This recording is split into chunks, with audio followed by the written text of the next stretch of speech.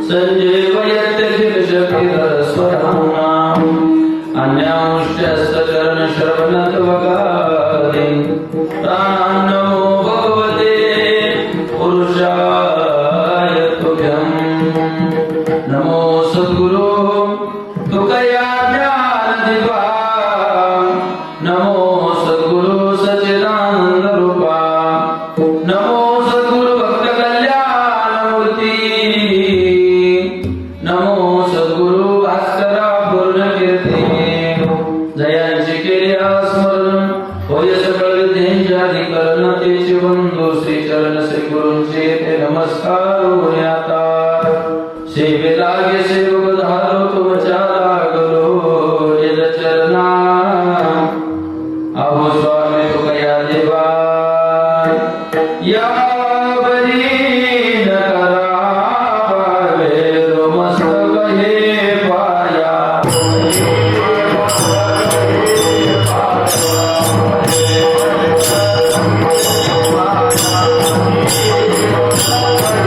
Thank you.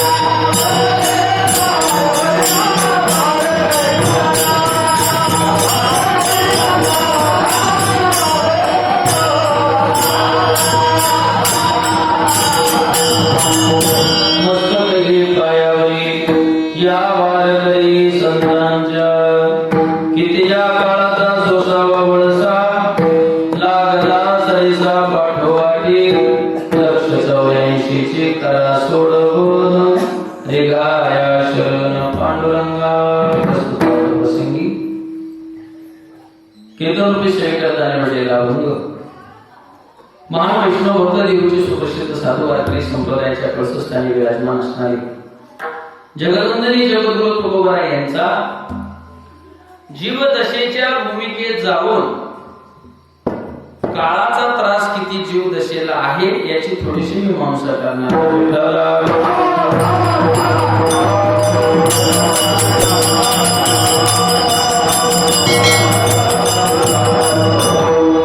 कीर्तनाला सुरुवात करण्याने थोडासा पर्याय द्यायचा बसा.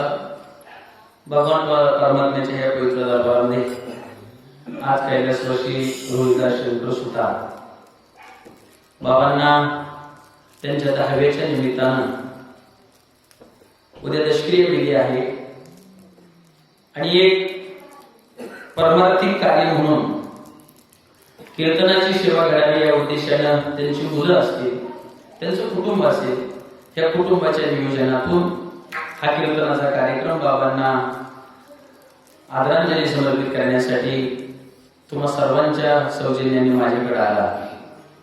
त्या निमित्तानं कीर्तनाला ज्यांची विशेषत्वाने उपस्थिती आहे ते आमचे मार्गदर्शक ज्ञानेश्वरी गाथा भागवत या सर्वच गाडी अभ्यासक भागवताचार्य किसन महाराज धंद्रे, आमचे परममित्र ज्यांच्या रसाळवाणीतून समाज प्रबोधनाचं कार्य अगदी उज्ज्वल दिशेला चालू आहे. हरिभक्तीपरायण युवा कीर्तनकार बाळशीराम महाराज मेंढे, गायनाची ज्यांची मैफिल तुम्ही आम्ही सर्वांनी ऐकली ते गायनाचार्य ज्यांना आपण स्वर भास्कर म्हणूया नाही का. भगवान परमात्म्याने काही विशेष देणगी विशेष माणसांना दिलेली आहे. ते आमचे संतोष महाराज लांगे असतील, आज मावळमधून आलेले नाही सर, गायनाचार्य हरिभक्तीपरायण कालिदास महाराज नाही, अजून एक शुभम महाराज मृदंगाचार्य आणि अजून कोण राहिले, जालिंदर महाराज ही सगळी मंडळी आज मावळातून विशेषत्वानं नातेवाईकाच्या रूपानं कार्यक्रमाला या ठिकाणी उपस्थित आहे. हा, मृदंगाचार्यांचं मी थोडस मागे ठेवणार आहे, कारण मला त्यांची विशेष ओळख करायची. मृदंगाचार्य आमचे परमित्र हरिभक्तीपरायण अमोल महाराज कदमे, ज्यांनी भगवान परमात्म्याची स्वर गेली अविरतपणे आळवले, ते आमचे हरिभक्तीपरायण शांताराम महाराज कानसकर आहेत. इकडे आमचे कोपरा राहिला नाही का हरिभक्तीपरायण गायनाचार्य दगडू महाराज धंद्रे आहे. आमचे मिणीकरी बाबा नाही शिंदे महाराज आहेत. 2 बाळशीराम महाराज आहेत आपल्याला, एका कोपऱ्यात एका कोपऱ्यात 2 कोपऱ्या 2 बाळशीराम महाराज आहेत. इकडे आमचे मारुती बाबा आहेत, इकडे सर आहे, इकडे पीटी मास्तरी, सगळे मंडळी विशेषत्वानं आज आमच्या समोर जे बसलेत नाही का, त्यांना आम्ही एक ज्या झाडावरती सगळं काही उगवलंय असं जुनं जाणते हरिभक्तीपरायण आमचे धंद्रे बाबा या ठिकाणी उपस्थित आहे.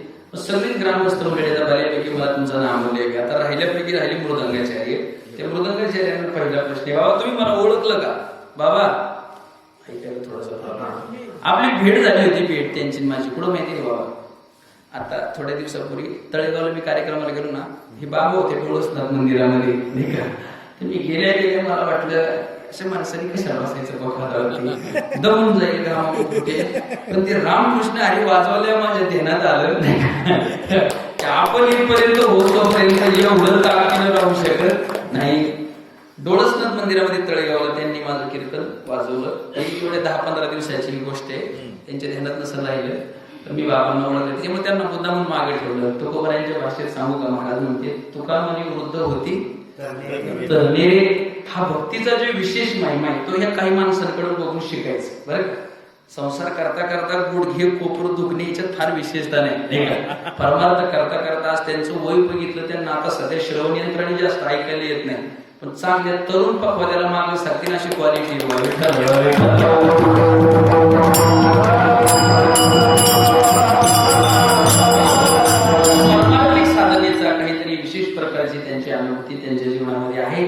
असो काही हरकत नाही.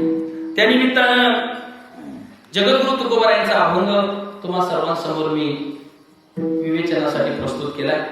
महाराज या अभंगाच्या माध्यमातून जीवदशेच्या भूमिकातून काळाचा असणारा जो त्रास आहे त्याची थोडी मीमांसा ह्या अभंगामध्ये करतात. मी त्याच्यावर विश्लेषण करताना बोलेन. आज ज्यांचं जाणं झालं त्या रोहिदास दादांना आपण आज शेवटची बाबांना श्रद्धांजली देण्यासाठी जमा झालो. बापाचं काम आयुष्यात काय असतं थोडीशी मीमांसा करून मी पुढे जाईल.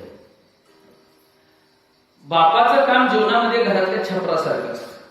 घरातलं छपर काय करतं?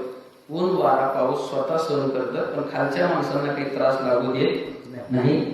घराच्या बाहेर सकाळी 7 वाजता जातो, संध्याकाळी 7 वाजता घरामध्ये येतो. कुटुंबाचं व्यवस्थापन व्यवस्थित लावतो आणि हे जीवन जगताना जे धक्के आहेत ते अविरतपणे कोणाला न कळता जो सहन करतो त्याचं नाव काय असतं? बाप.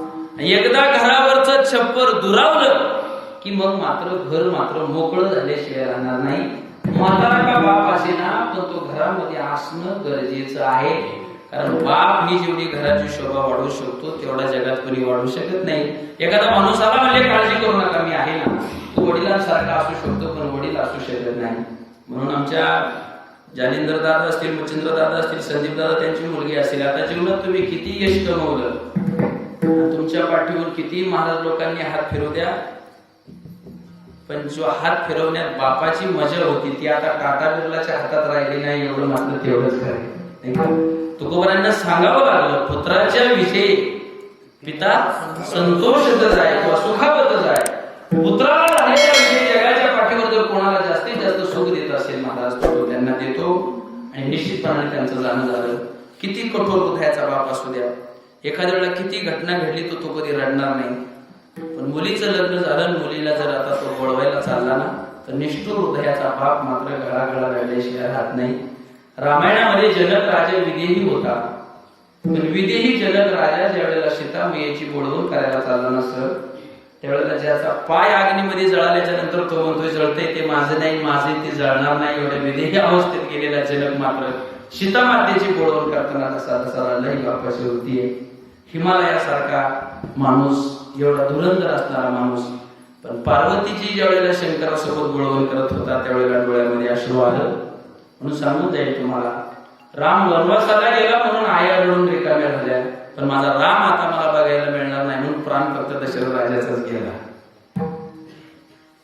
कोठडीमध्ये जन्माला आले भगवान, देवकी माता जन्म देऊन रिकामी झाली, पण शत्रूच्या ताफ्यातून पोरगा सुरक्षित ठिकाणी पोहोचवण्यासाठी नदीमध्ये जर प्राण डोक्यात कोणी घातला असेल तर त्याचं नाव वसुली होतं. सगळ्या जीवनावरती आम्ही बाप रेखाटला.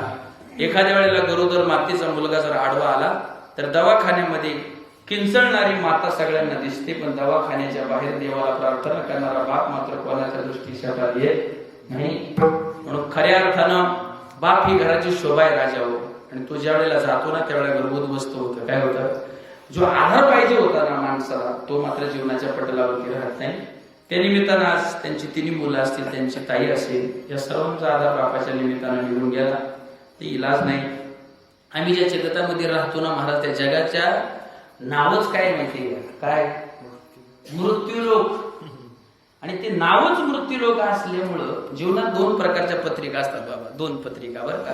एका पत्रिकेवरती असं कळवण्यास अत्यंत आनंद होत आहे की आमच्या येथे आज मुलाच्या जन्मानिमित्त 5वीचा कार्यक्रम आहे. ही पत्रिका ज्याच्या जीवनात आली त्याच्या जीवनात दुसरी पत्रिका असते, कळविण्यात अत्यंत दुःख होत आहे की नाही का. ज्याच्या जीवनामध्ये कळविण्यास अत्यंत आनंद होतो की आलं, त्याच्या जीवनामध्ये कळविण्यास अत्यंत दुःख होते की हे येणार आहे. याच्याबद्दल शंका मनात असण्याचं कारण नाही. कारण या मृत्यू लोकांमध्ये कबीर महाराज म्हणले आएगा सो जाएगा राजा रंग और फकीर. या जगतामध्ये येणारा माणूस प्रत्येक जो आलाय ना महाराज म्हटले ना, जो प्रत्येक जण आलाय ना तो गाठी जवळ जर काही घेऊन आला असेल तर तो मृत्यू ह्या प्रक्रियेला घेऊन आलाय. काही माणसं म्हणतात जीवनाला येताना माणसं काही सोबत घेऊन आली नाहीत. ऐका, जीवनाला येताना जरी तुम्ही काही घेऊन आले नसले तरी येताना मरणाला सोबत घेऊन आलेत आणि जाताना ते मरण तुम्हाला सोबत घेऊन जाणारे एवढाच फरक जीवन दशेमध्ये आहे. मग जीवनाला आलेल्या माणसाने जीवन जगत असताना, जगतामध्ये येत असताना इतक्या सोप्या पद्धतीने तुम्ही नाही आले महाराज महाराज म्हटले पाप पुण्य समान समी तै पावेजे कर्मभूमी.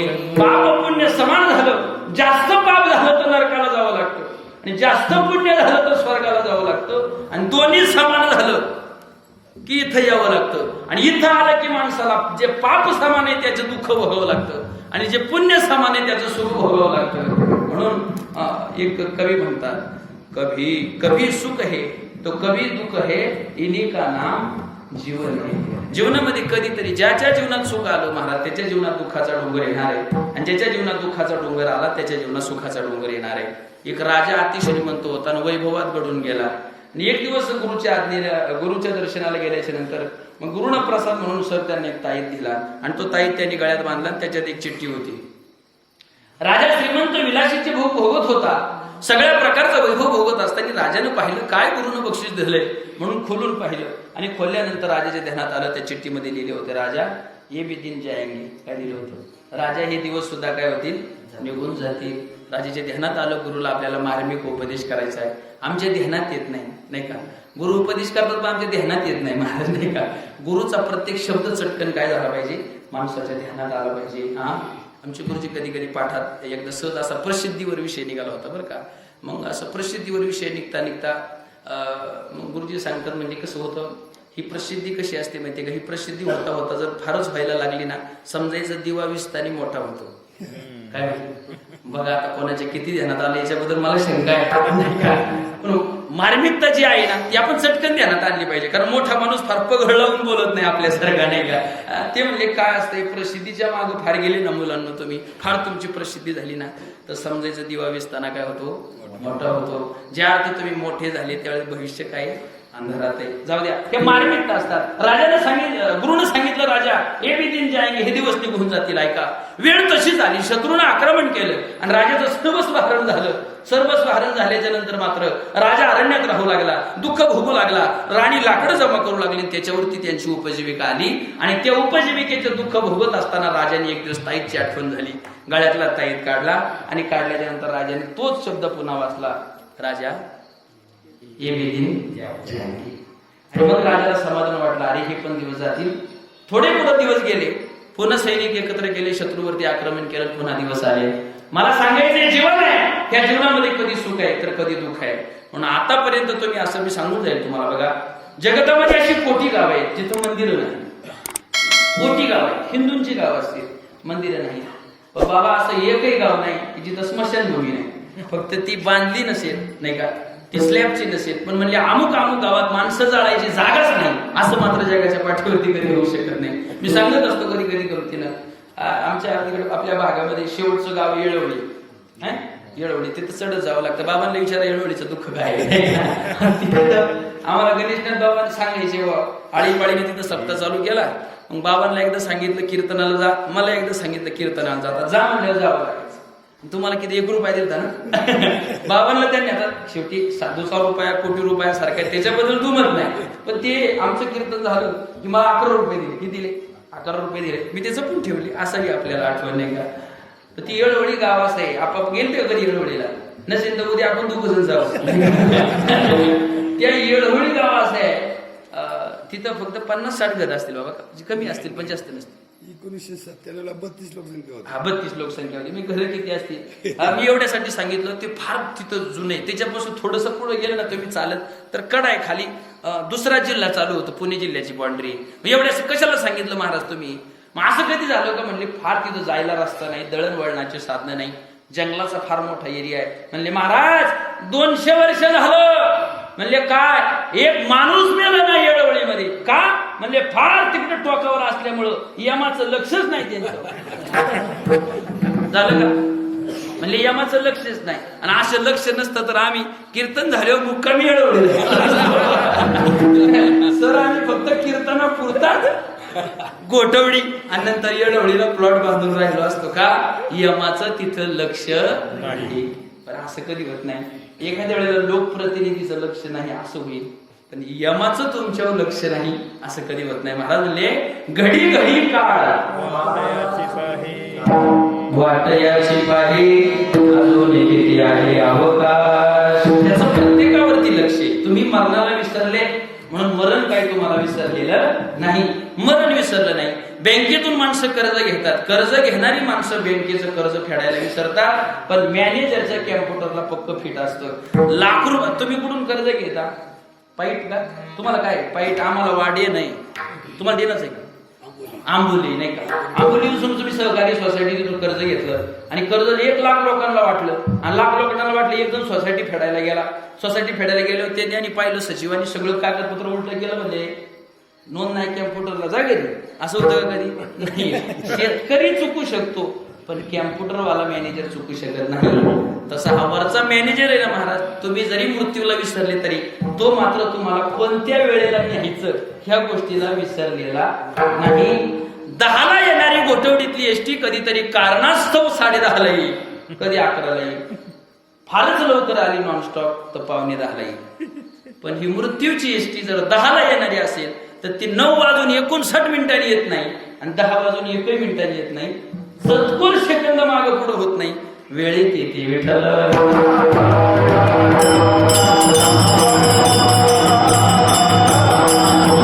तसं हे जे मिळालंय ना महाराज, हे तुम्हाला तसंही मिळताना कर्जावरच मिळालंय.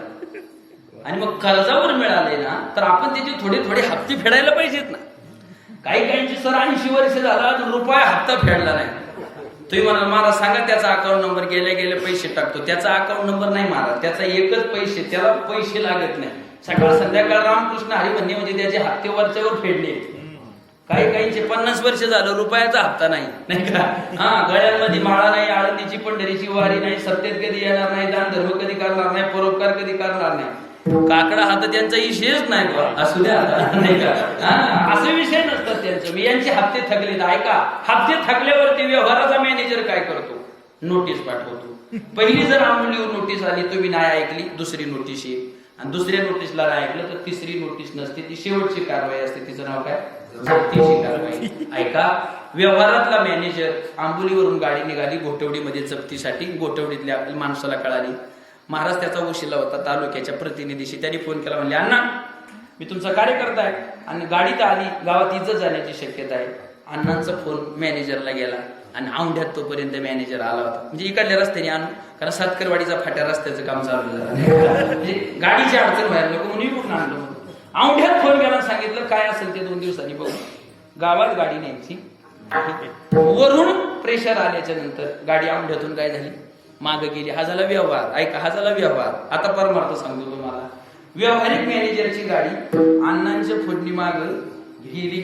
आता वरचा मॅनेजर जर जप्तीला आला तर तुमच्या मोबाईल मध्ये असा कोणता स्ट्रॉंग नंबर आहे, कीर्तन संपल्यावर मला द्या, मला द्या. कोणाला फोन लावणार आहे तुम्ही? कोणाला? आता आपण खालच्यांच्या नाही नादी लागायचं, स्टेट वरती जाऊ. पुढं मोदीला काळ म्हणे बाळा त्याला आपणच नेणार आहे, काळजी करू. महाराज म्हटले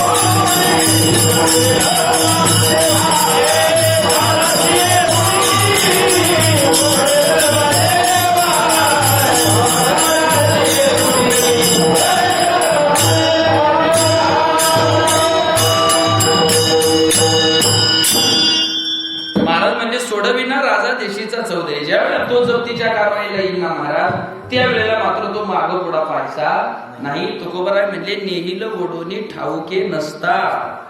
माझं म्हणणं एवढंच आहे, त्याने येताना कोणाला तरी विचारायला पाहिजे. झेडपीवाल्याची सही घ्यायला पाहिजे होती, बाबा तुझ्या नायफड वाशेरी गटातला एक मतदार मी नेता आहे, कृपया सही करावी. बरं त्याला एवढं उद्योग करण्यापेक्षा मी म्हणतो इकडे 2 गट पडले, हा इकडे गट आहे, हा इकडे गट आहे, यांना विचारायला पाहिजे होतं, त्यांना नाही विचारायचं. मी म्हणतो नाही कोणाला विचारू द्या, ग्रामपंचायतीवाल्याला विचारायला पाहिजे होते की तुझ्या गावातला एक माणूस कमी करतोय, ग्रामसेवक एका बाजूला सही, सरपंच एका बाजूला सही, केवढं डिमांड आलं असतो यांना? तुम्ही खरं सांगा मला, नाही का पाया पडावं लागलं असतं आपल्याला. देवाचं दर्शन कमी, यांचं जास्त घ्यायला लागलं का? सही करू नका, त्यांना नाही विचारत. मी म्हणतो नाही कोणाला विचारू द्या. ज्या घरात 80 किती वर्ष 70 वर्ष ज्या घरात राहिलो त्या माणसांना सांगायला पाहिजे तुमच्या घरातला एक कुटुंबातला माणूस मी तेव्हा तुम्ही तयारीत राहा, पुन्हा तुमची गडबड नको. त्यांना नाही विचारित. मी म्हणतो नाहीच कोणाला विचारू द्या, ज्याला न्यायचंय त्याला तरी. एक मी म्हणतो 6 महिने आधी टच करायला पाहिजे त्याला. बरं तू सावध राहा बरं का, नाही टच करीत महाराज. त्याची जी टच करायची पद्धत असते, त्याची जी समजून सांगायची पद्धत असते ती वेगळी असते. ऐका, मी सांगत होतो, हजार वरचा बाबा जप्तीला आला तर काय, तुम्ही म्हणा महाराज व्यावहारिक मॅनेजरनी जशी आम्हाला नोटीस पाठवली ना तशी यांनी सुद्धा नोटीस पाठवायला पाहिजे होती. नोटीस पाठवली पण आमच्या लक्षात नाही. नोटीस पाठवली आहे ना, बसलेल्यापैकी सगळ्यांना जवळजवळ बऱ्यापैकी लोकांना ती नोटीस मला इथून दिसते. घाबरू नका, नाही का. पहिली नोटीस आहे ती आताशी, दुसऱ्या नोटीसवर गेला नाही कार्यक्रम. बाबा मी एकदा आपल्या मनीला काकांना भेटायला गेलो. मग काकांना भेटायला गेलो, म्हणले काका काय चाललंय? म्हणले मी 3ऱ्या अभंगात आहे. किती वेळ? 3ऱ्या. मला काय लवकर हे कोड म्हणलं कदाचित गाथ्याचा 3रा अभंग वाचून झाला मी आलो की काय, असं थोडीशी भ्रांती आहे. म्हणलं बाबा मला कळलं नाही तुम्ही 3ऱ्या अभंगात आहे, म्हणजे काय याला अर्थ आहे?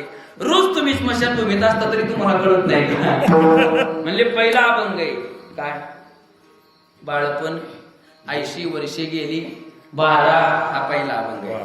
ह्या पहिल्या अभंगात माणूस असतो, 3च अभंगात माणूस असतो, 4था अभंग नाही. 4था अभंग आहे कोणता? आम्ही जातो आमच्या गावात, आमचा राम राम घ्यावा यासाठी केला होता टास, हा 4था अभंग आहे. आणि त्याच्यात गेल्यावर तो अभंग ऐकायलाच आपण शिल्लक राहत नाही. दुसरा अभंग काय, तारुण्याच्या मध्ये नमानी कोणाशी सदा मुसमुशी धुळी जायचा. आणि 3रा अभंग आहे, म्हातारपणी थेटे पडसा खोकला, हात कपाळाला लावणे बैसे, खोबऱ्याची वाटी झाली अशी मुख, गळत असे नाक श्लेष्मपुरी. महाराज म्हणले मी ह्या 3ऱ्या अभंगात आहे, इथंच माझी तब्येत तुम्ही अभंगात जाणून घ्या. म्हणले काय नाही का. तसे आपल्याला सुद्धा वरून नोटीस येतात. तुकोबराय म्हणले पहिली नोटीस काय असते, जरा कर्णमुळी सांगू आणि गोष्टी, मृत्यूची या भेटी जवळ आली. महाराज म्हणले पहिलं नोटीस देव पाठवतो, जरा कर्णमुळी सांगू आली गोष्टी.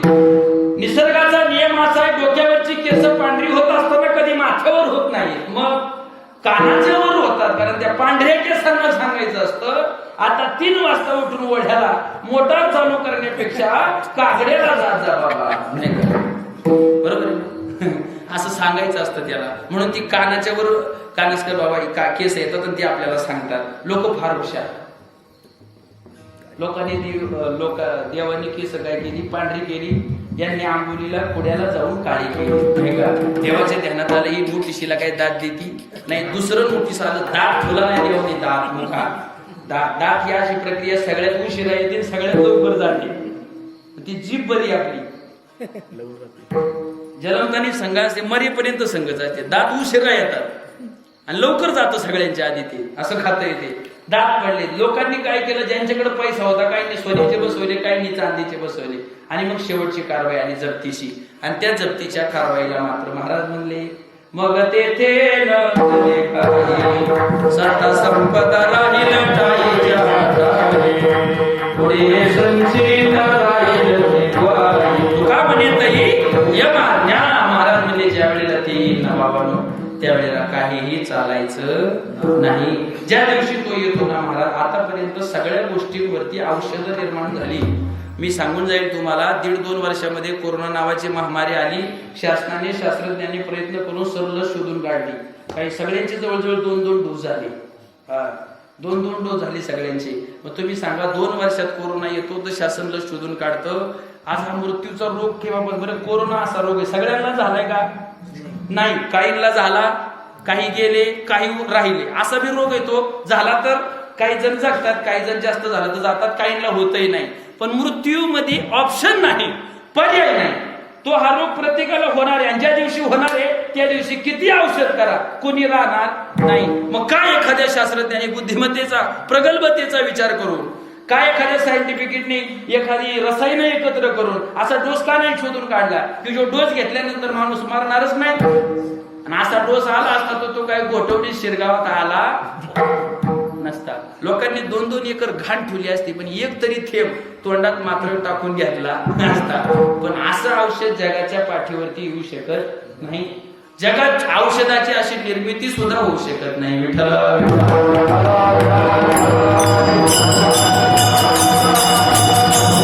भगवान परमात्म्याने सगळी सत्ता सूत्र जरी तुमच्या हातामध्ये दिली असली तरी जन्म, मृत्यू आणि निसर्ग ही 3 सूत्र मात्र स्वतःच्या हातात आहेत. आज आमच्या सगळ्या पेरण्या झाल्या. आज आमची इच्छा आहे पाऊस पडू नये. मग अशी पिंडे महाराज म्हणले आमची काय शाळू झोपली ना, झोपू द्या, ती काकड्याला उठली असेल नाही झोपली. आता तुम्ही सांगा आपली इच्छा आहे का आता पाऊस पडावा? का आमची आवनीची खाचर अजून वाढली नाही, वाया गेलं. पण आता आमच्या इच्छेला काय किंमत आहे? काय किंमत आहे? हा, आमचं म्हणणं एवढी दत्त जयंती होतो तरी पडू नये. असं त्याची कारण वेगळी तर सांगायचं पडू नये सत्य व्हावेत अशी आमची इच्छा आहे जगाच्या कल्याणासाठी. असू दे आता. पण काय आपल्या इच्छेला किंमत आहे महाराज? काही किंमत नाही. निसर्गापुढे इच्छेला किंमत नाही. कारण जगात जन्ममंत्री नाही, लोकशाही पद्धतीत मृत्यू मंत्री नाही, निसर्ग मंत्री नाही. काय का निसर्ग मंत्री नाही, त्यांच्या ताब्यात काही नाही. हे सूत्र जे भगवान परमात्म्याने त्याच्या हातामध्ये ठेवले म्हणून ऐका. नाथ महाराज भागवतामध्ये म्हटले, ज्या वेळेला तो येतो ना महाराज, मला मृत्यूचा वळसा सांगायचा आहे. मृत्यू न विचारे गुण दोष, न पाहे देश विदेश, न म्हणे रात्रंदिवस, करी तसे नाश तत्काळ. मृत्यू आला म्हणजे तो 6 गोष्टी पाहत नाही कधी. ऐका, मृत्यू कधी म्हणत नाहीत हे हरिभक्त परायण आहेत. यांची अख्खी दत्त जयंती गेली. आपण काय म्हणतो, आमची शिवरात्र गेली, दत्त जयंती गेली म्हणजे काय आलं ध्यानामध्ये नाही का? दत्त जयंती गेली मग तो असं म्हणल का ह्या माणसाच्या डायरेक्ट दत्त जयंती 31 डिसेंबर मध्ये सगळी कीर्तनं गेली. मग ऐका, एक काम करू, देऊ सोडून थोडस मागं पुढं नाही का?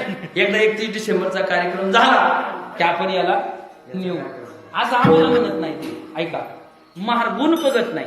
आणि ते असंही म्हणत नाही हे खाऊ नये, ते खाते, पिऊ नये, ते पिते, घरच्यांना त्रास आहे, गावकीला त्रास आहे, भावकीला त्रास आहे, अख्या लोकांना त्रास आहे. मग याला अलीकडे 2 महिने निवा असंही म्हणत नाही. बाबा पेनारालाही लवकर नेत नाही आणि महाराजालाही वेळ देत नाही. ही विशेषता आहे कोणाची?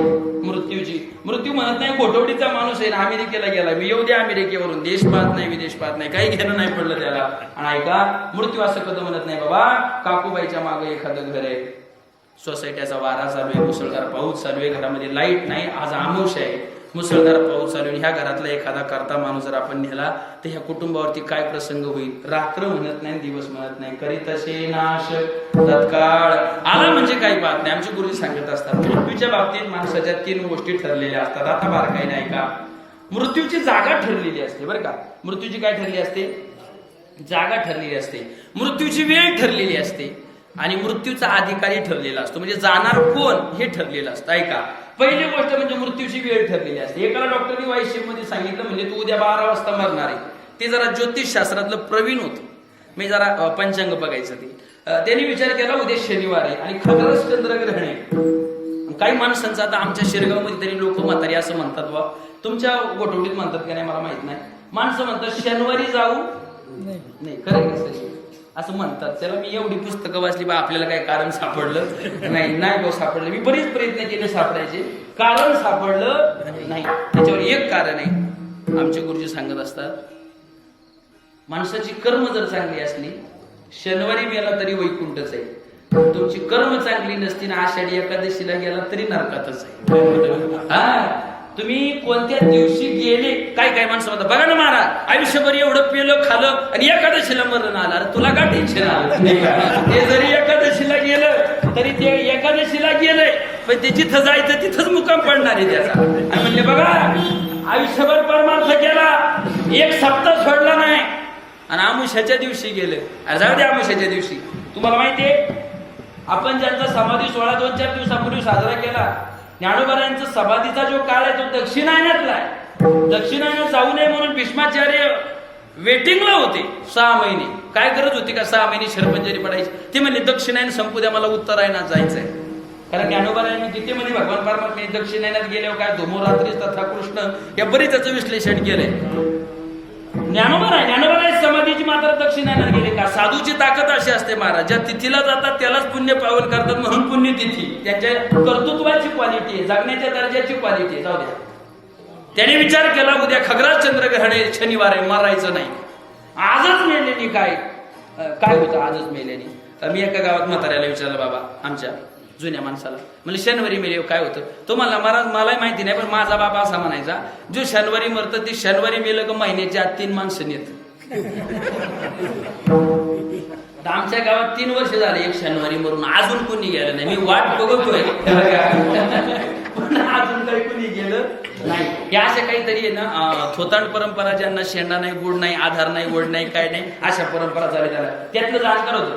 सर त्याने विचार केला, म्हणला शनिवारी मरण्यापेक्षा आजच मेल्याने काय हरकत आहे? डॉक्टरची नजर चुकवली, वेळ ठरलेली असते ऐका.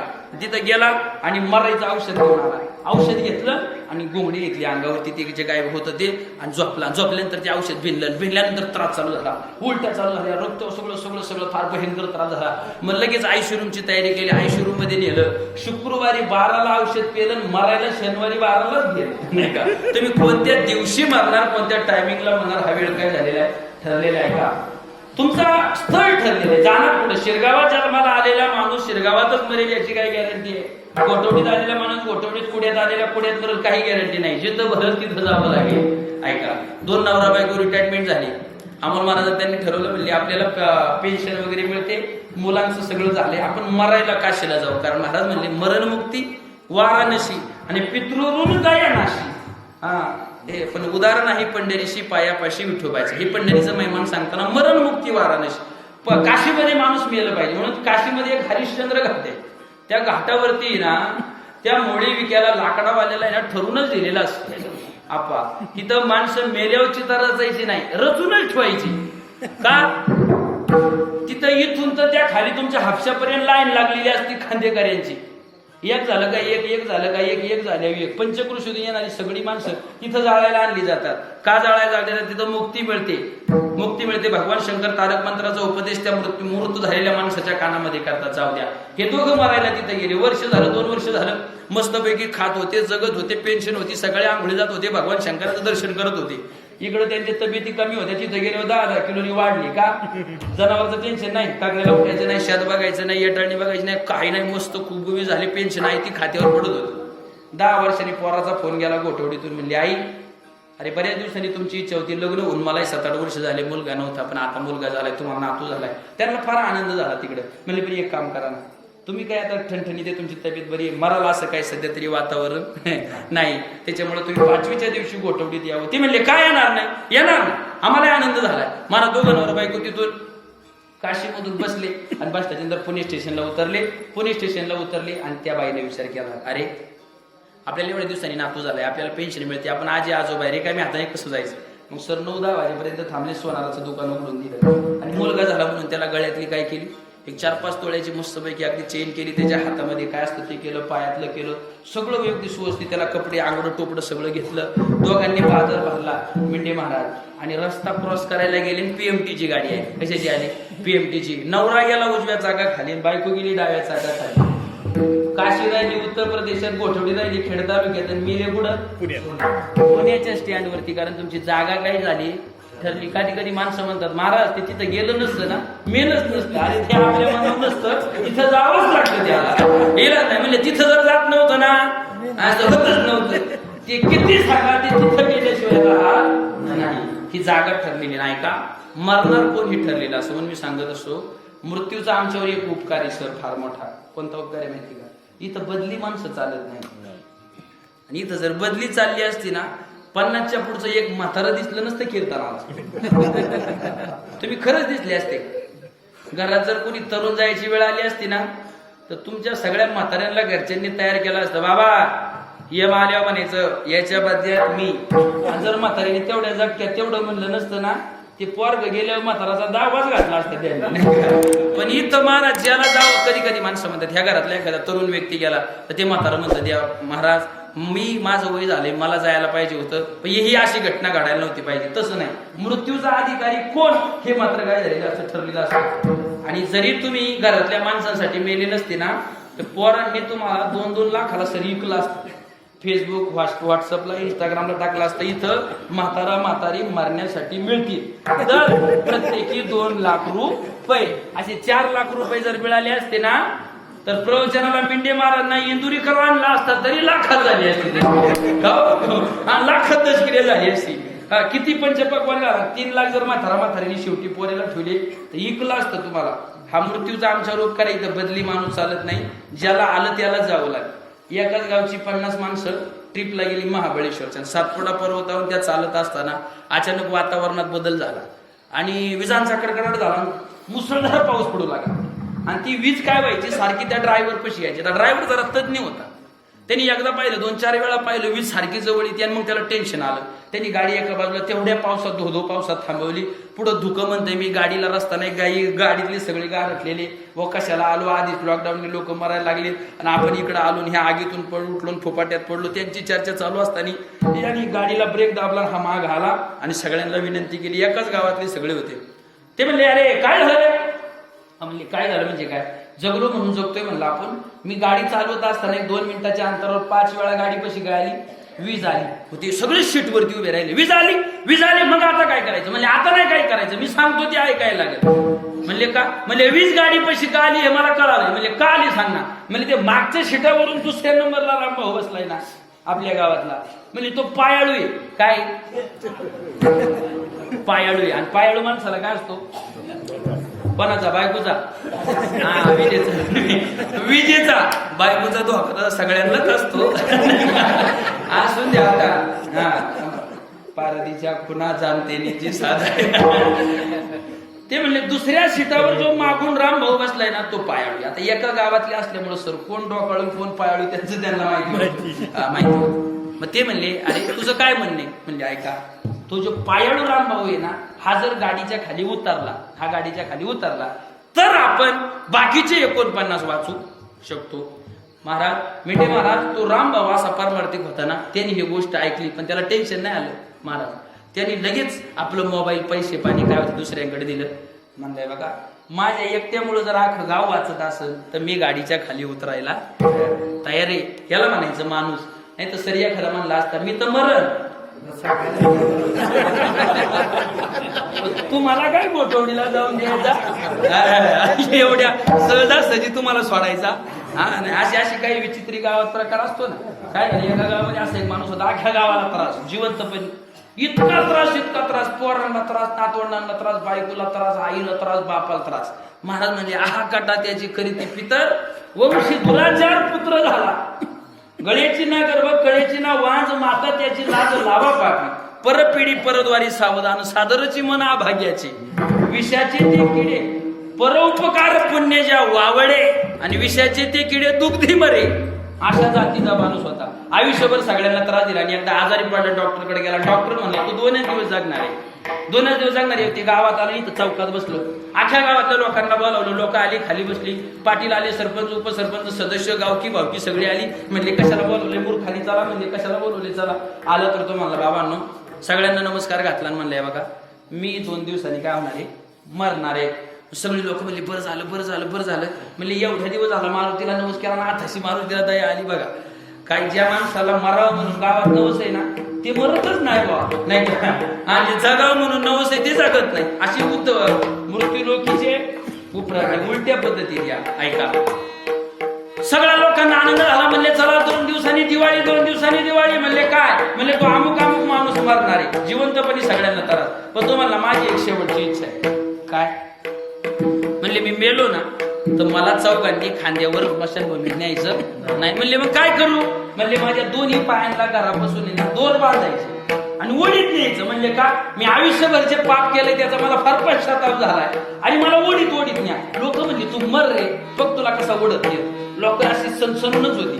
आणि मेलं ना सर 2 दिवसांनी. ते मेल्यावरती ना गावच्या लोकांनी दोर बांधली याच्यात नवल नाही. पोरांनीच दोर बांधली मिठी महाराजाच्या पायाला.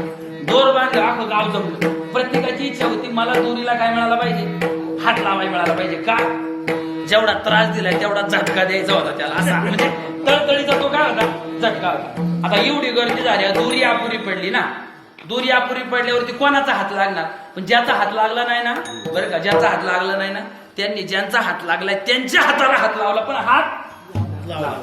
आणि मग ते ओढीत असं इथं शेड मध्ये आणलं आणि इथून असं खाली गेलं, तिथं त्या इकडं रस्ता पडतो त्या टनवर.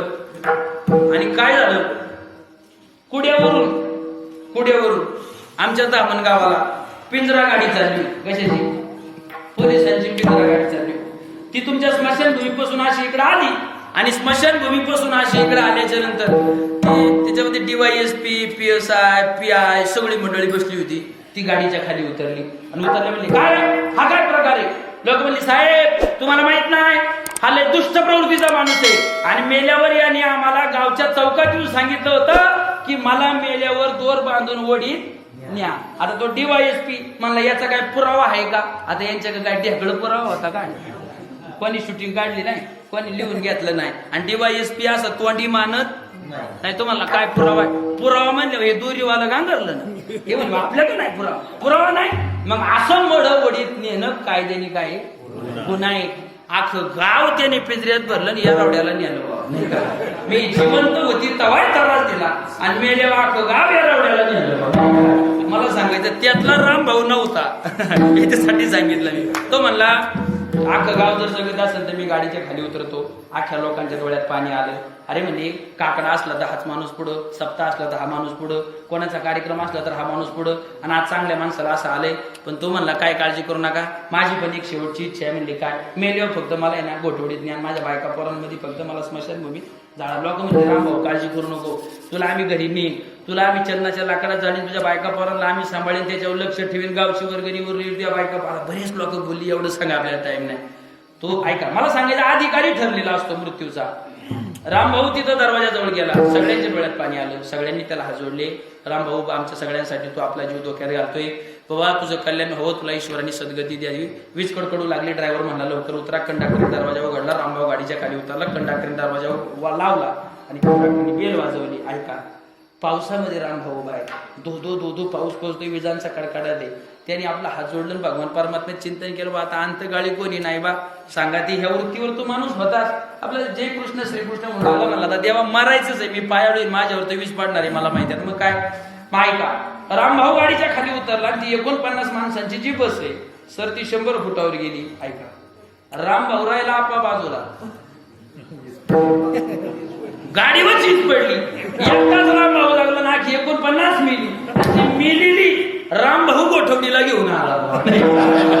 मला सांगायचंय, मरणार कोण हा अधिकारी ठरलेला असतो. मृत्यूमध्ये प्रत्येक गोष्ट ठरलेली असतात. आणि ऐका, जे तुकोबरायांना आज अपेक्षित आहे ना, महाराज हा मृत्यू कोणालाच माग पुढं बघत नाही. उंदरापासून तर अगदी इंद्रापर्यंत, मुंगीपासून तर ब्रह्मदेवापर्यंत. मग येथे नाही उरो आले अवतार, ही तुकोबरायांची भाषा. महाराज म्हणले, कैसे थोरी वेचे मान पाहे पा, जो सृष्टी बीजाचा साठोपा, तो पुनरावृत्तीची मापाशी झाला. महाराज म्हणजे आपलं द्या सोडून, पण ज्यानं अख्ख्या जगातली माणसं घडवत असताना नाकाच्या जागेवर नाक आहे, कानाच्या जागेवर कान आहे, डोळ्याच्या जागेवर डोळे. पण एवढी माणसं घडवत असताना एक सारखा एक चेहरा कोणाचा घडवला नाही, एवढा कुशाल जो कारागीर आहे, तो ब्रह्मदेव सुद्धा एक दिवस काय होणार आहे, जाणार आहे. मग उंदरापासून तर इंद्रापर्यंत महाराज म्हणले, देहाचे पुरंदर 14 जाते. एका इंद्राच्या रात्रीमध्ये अशी किती इंद्र होऊन जातात, 14 इंद्र होऊन जातात. आणि अशी तुम्ही आम्ही माणसं किती जाऊ याची गणना नाही. मग ऐका, ज्या काळानं जीवाला सोडलं नाही, ज्या काळानं ब्रह्मदेवाला सोडलं नाही, ज्या काळाने अख्ख्या जीव जंतूला आलेल्यापैकी कोणालाच सोडलं नाही, कोणत्या काळात सोडलं नाही, कोणत्या वेळेत सोडलं नाही, कोणत्या दिवसात सोडलं नाही. आणि ही सगळी भूमिका ज्या वेळेला तुकोबारायांनी पाहिली, त्यावेळेला तुकोबाराय त्याची भूमिका स्पष्ट करत असताना काही विश्लेषण करतात अभंगाच्या पहिल्या.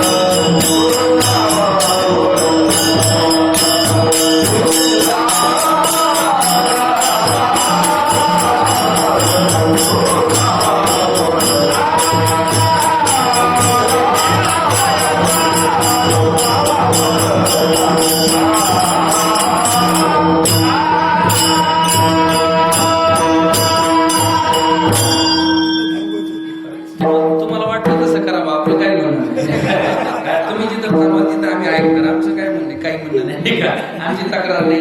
तुम्ही एका चालीला 3 चाली म्हणा, अजूनही 4थी म्हणा, काही म्हणणं नाही आमचं, नाही का. महाराज अभंगाच्या पहिल्या चरणामध्ये सगळी भूमिका पाहिल्याच्या नंतर जीवनदशेच्या भूमिकातून महाराज म्हणले किती या काळाचा सोसावा वळसा, किती त्रास सहन करावा म्हणले महाराज म्हणले काळाचा. कारण का कधी सोडत नाही, कधी कमी पाहत नाही, कधी मागं पाहत नाही, कधी पुढं पाहत नाही, कोण आहे पाहत नाही, किती मोठा आहे पाहत नाही, किती पदवीधर आहे पाहत नाही, किती ज्ञानवान आहे पाहत नाही, किती कोणत्याच प्रकाराने कोणतीच भूमिका न पाहता आला की घेऊन जातो. महाराज म्हटले कोणी दिवशी येतील चालून, कोणी दिवशी प्राण जातील घेऊन, कोणी दिवशी स्मशानी जाऊन एकटे राहावे समयाशी साधर व्हावे. आता थोडासा चिंतनाचा विषय आहे का, जे तुकोबाराय अभंगाच्या पहिल्या चरणामध्ये सांगतात किती या काळाचा स्वसा वळसा. तुकोबारायांच्या परमार्थिक अधिकाराचा विचार केला तर बाबा त्याचा अर्थ उलटा होईल. काळाचा वळसा तुकाराम महाराजांना का तुकाराम महाराजांचा वळसा काळाला आहे? कोणाचा वळसा कोणाला? थोडं परमार्थिक चिंतन करू आपण. कोणाचा त्रास कोणाला आहे?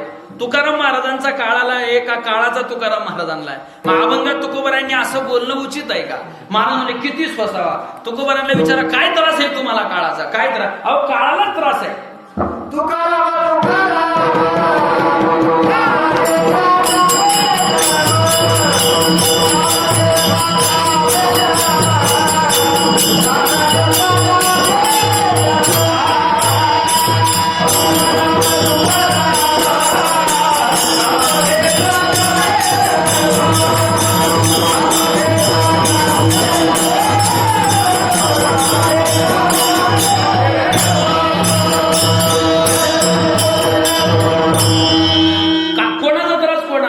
महाराज एकदा तर त्या काळाच्या बॉसनं GR काढला वरती. काय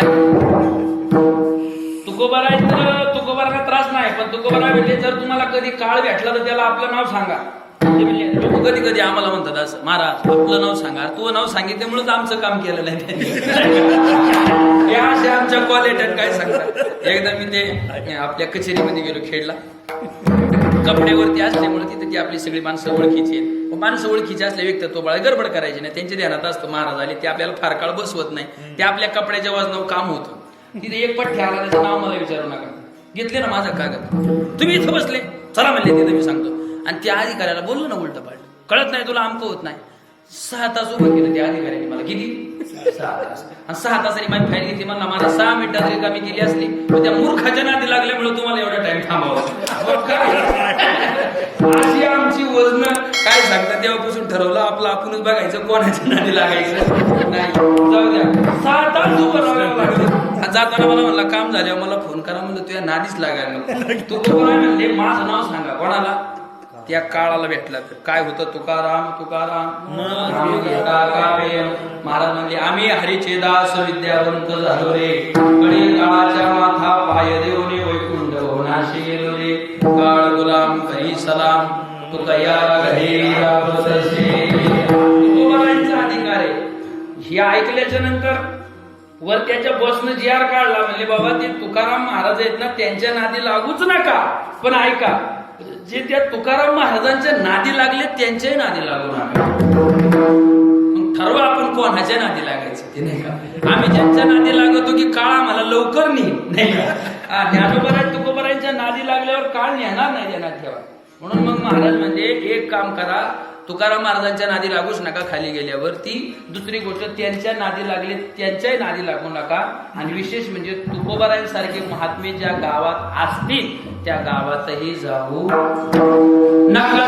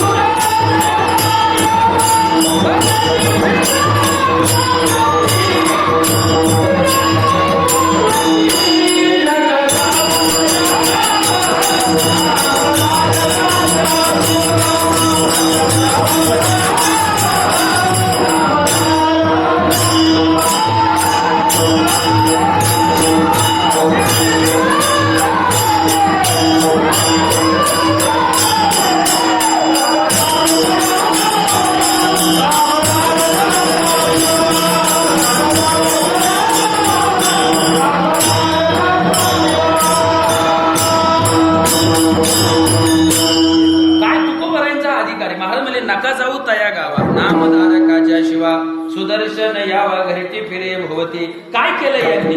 महाराज ज्ञानेश्वरी मध्ये म्हटले आईशे माझे नाम घोषे, नाहीशी करते विश्वाचे दुःखे, अवघे जगची महासुखे दुमदुमीत भरले. काय केलं यांनी?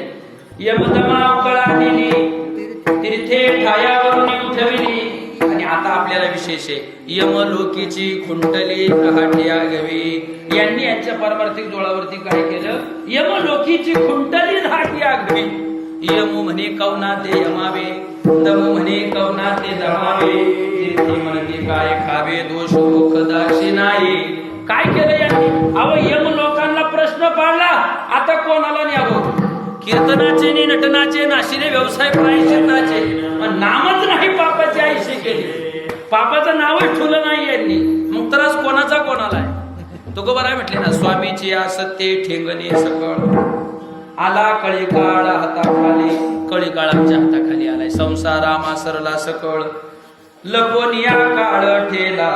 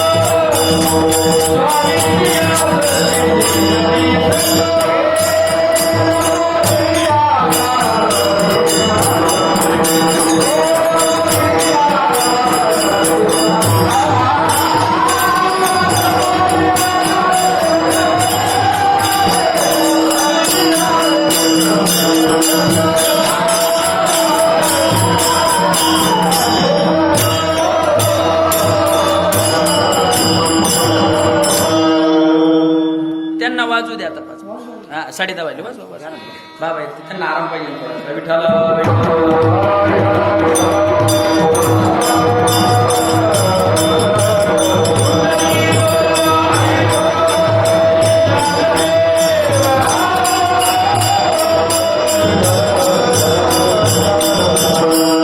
याचा अर्थ सरळ असा होतो. तुकोबरायांचा परमार्थिक अधिकाराचा विचार करता तुकोबरायांच्या कार्यपद्धतीचा जीवनगौरव पाहत असताना महाराजांची हीच प्रमाण सापडतात. लपून या काळ ठेला धाके.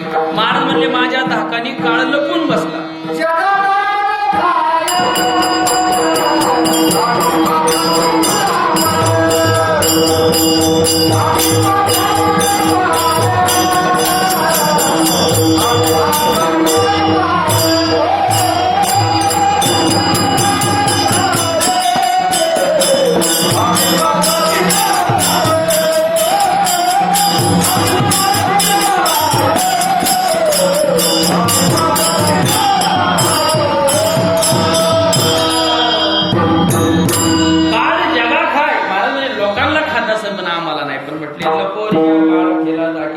ते तुकोबराय म्हणतात की ती या काळाचा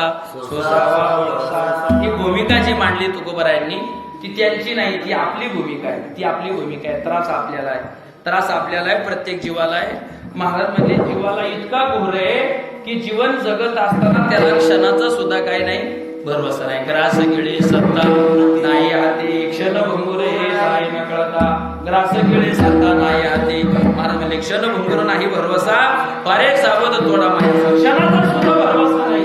किती ह्या काळाचा जीवाला असणारा त्रास आहे. लागला सरीसा पाठोवाटी.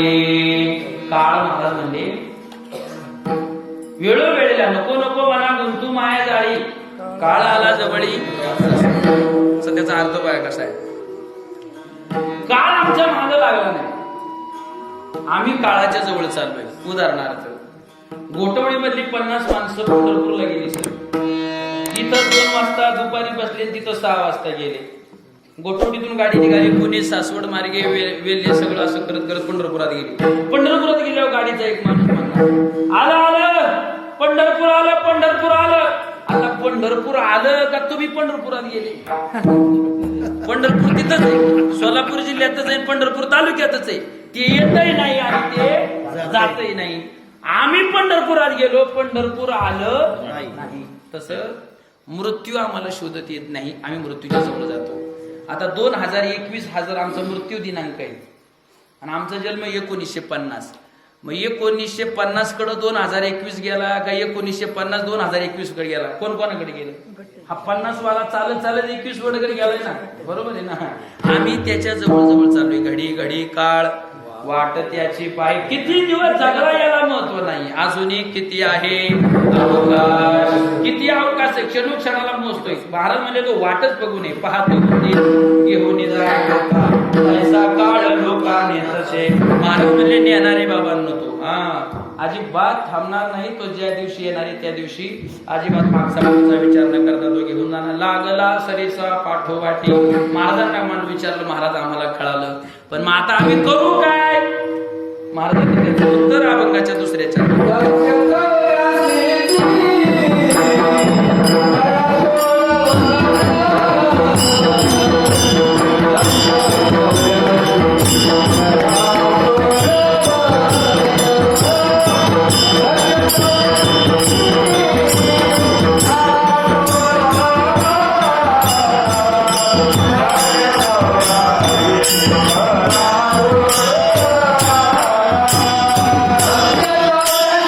Yeah.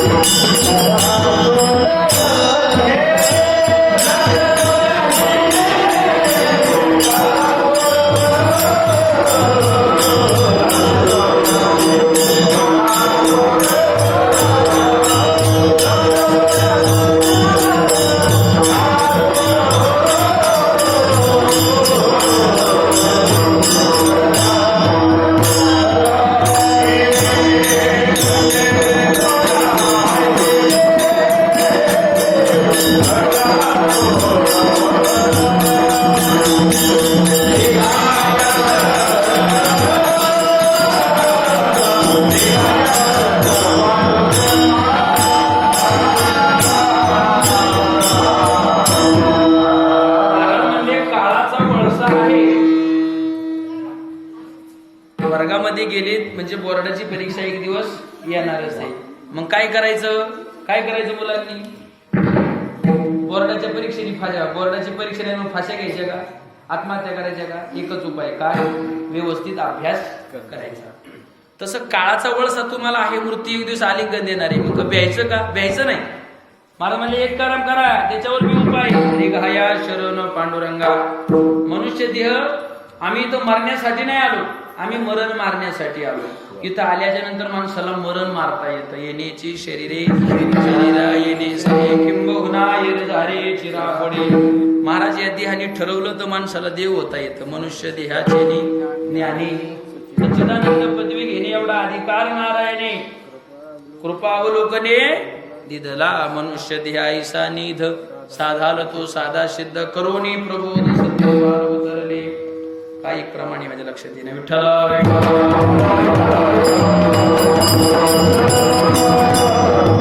देह निधान लागले हाती. उत्तम साध उत्तम गती. काय होईल? देवाची होईल म्हणते ते होती. पण महाराज म्हणजे तरी का चित्ती न धरावी. या देहाने ठरवलं माणसाला देवच होता येतं, पण ठरवलं तर आणि नाही ठरवलं तर, आम्ही ठरवलं तर नरकाला जाऊ आणि ठरवलं तर स्वर्गाला जाऊ. पोरांनी योग्य अभ्यास केला तर क्लास 1चा अधिकारी होईल, नाहीतर मग आहे काय रेशनिंग दुकानदाराच्या गाड्या खाली करायला काय करेल दुसरा. ठरवलं तर माणूस क्लास 1 अधिकारी होईल आणि अभ्यास नाही केला तर हे करावं लागेल. तर जीवनामध्ये भगवान परमात्म्याला शरण गेलं तर तुम्हाला मोक्ष मिळेल, नाहीतर मग मरणाच्या चाकोऱ्यात 184 फिराव्या लागतील. ऐका, ठरवलं तर देव होता येतं. ऐका सर, एका माणसाकडे 2 बैल होते आणि 2 बैलापैकी एक बैल असा होता, मरका बैल होता. मरका म्हणजे असे लांब त्याचे सगळे ते बरगाड्या वगैरे दिसायचे, अशी काटपुळा. असं जर चक्रीवादळ झालं तर इकडं गोठवडीच्या डोंगरावर इकडे खरपूडला जाईल असा बैल होता. एक बैल असा होता भरभक्कम अमोल महाराज, की आमच्या तिकडे शब्द आहे म्हणले, अमक्याचा बैल असा आहे ना त्याच्यावर लिंबू थरत नाही. म्हणजे काय म्हणजे मला बरोबर आहे का शब्द? गाड्याची बैल वगैरे असतात बघा, अशी भारदस्त असतात की माणसामध्ये त्याच्यावर काही थरत नाही, लिंबू थरत नाही. म्हणजे ते भरभक्कम बैल असतात. अशी 2 बैल होती. त्यांनी एक दिवशी बाबा गोठवडीतून ती गाडी भरली, चाकणला नेली. कशाला? शेतकऱ्याला राग आल्यावर तो काय म्हणतो, जर नाही तो चाकणचा बाजार केला तर तिथं पुढं नाही का असे. म्हणजे आमच्या शेतकरी रागात आला, बैल जर आवताला नाही चालला, त्याला जर तिरस्कार आला, तुझा चाकणचाच बाजार, असं रागात नंतर चाकणचा बाजार म्हणजे तुला ऐकणार असा त्याचा सरळ सरळ. मग त्यांनी ते चाकणच्या बाजारात नेले आणि चाकणच्या बाजारात नेल्याच्या नंतर बरं का बैल तिथं, आता बैल माल आहे म्हणल्यावर गिराईक आलं. गिराईक आल्याच्या नंतर तो ज्याच्यावर लिंबू थरत नाही ना त्याला पहिल्यांदा गिराईक लागलं. म्हणजे बोला मालक बोलायची. आता मालक असा होता, तो म्हटला सर हे बघा काय माझा असा नियम आहे की मी विकली तर जोड विकील, फोडून विकणार नाही. पण लोक म्हणले बा जर व्यवस्थित बसला ज्याच्यावर लिंबू थरत नाही तो, तर त्याच्या स्वस्तामध्ये हे घरी न्यायला काय हरकत नाही. मग ते म्हणले बोला बोला बोला त्याची किंमत काय, बोला काय किंमत आहे. तर म्हणले ज्याच्यावर लिंबू थरत नाही ना तो 50,000ला आहे. त्यांना लय आनंद झाला. म्हणले हे 50,000ला मी 17,000ला येईन. म्हणले मग याची किंमत काय? तो म्हणला लाखभर रुपये. तिथं एक माणूस शहाणा होता, म्हणले हे काय सकाळी गोळ्याही सोडून आलं का काय म्हणले याला व्यवहाराचं नॉलेज वगैरे काय आहे का नाही. व्यवहार काय सांगतो की बाबा मरक्या बैलाची किंमत एवढी नसायला पाहिजे, थोडीफार कमी असायला पाहिजे. मग ते त्याला शहाण्या माणसाने विचारलं, म्हणले ह्या मारक्या बैलाची किंमत का? म्हणजे तुम्ही फक्त याच्या तब्येतीवर जाऊ नका. आम्हाला सध्या आहे ना लोक कोणत्या गाडीतून येतात नाही का असं बोलू महाराज कोणत्या गाडीतून येतो याच्यावर मोठा आमच्या अवलंबून आहे. नाही कालही बोललो, त्या दिवशी बोलून गेलो. तुम्हाला एक वाक्य सांगून जातो, पडतंय का बघा. कीर्तनाला येणारा महाराज मोठ्या गाडीतून येऊ अथवा न येऊ, फक्त तो ज्ञानेश्वरी गाथेतून आला असावा म्हणजे तुम्ही कमवलं. तो मोठ्या गाडीतून आलाय, तो जर ज्ञानेश्वरी गाथेतला नसल तर ऐकणारी तशी सांगणारी असली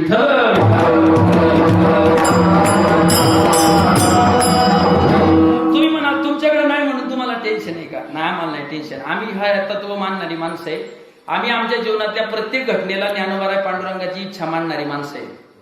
ही मानणारी माणसं आहे. अजूनही आम्ही आयुष्यभर मोटरसायकल फिरलो, ती ज्ञानोबारायांची इच्छा आहे ही आवडीनं स्वीकारून जीवन जगणारी माणसं. जेव्हा आम्हाला काही कोणाच्या गाड्या बघून दुःख होत नाही, फक्त सांगायचा भाग म्हणून. ते म्हणले ह्या मोठ्या तब्येतीवाल्याकडनं का बघू?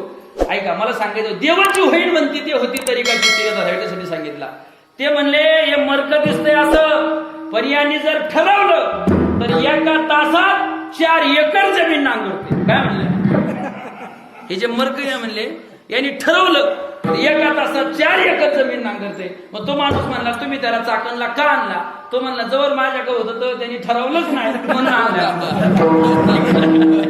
तसं महाराज म्हणजे ठरवलं तर 4 एकर नांगरते.